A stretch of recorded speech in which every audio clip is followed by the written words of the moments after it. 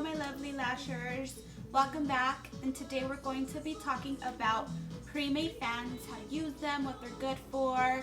We'll show you pickup and we're going to show you how to properly dip them. So pre-mades are a really great way to transition from classic lashing to volume lashing. We understand that in the beginning, as you are still perfecting your volume technique, it's a little bit more difficult, but we don't want you to miss out on those volume clients. So Premades is a really great way for you to take those volume clients, give them those beautiful volume looks while you still perfect your volume technique. Keep in mind that the only way for you to provide your clients with customized lash looks is for you to really perfect those handcrafted fans. So when you're picking up our pre-made fans, contrary to when you are picking up off of the strip, these you are going to pick up from the base and pull away from you, like so.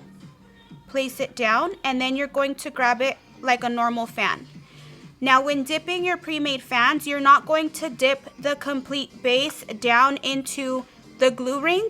You're going to swipe just the back because these are already heat bonded. So you don't need to seal the base. You just need to get adhesive on the back of the pre-made fan and then place it on the natural lash.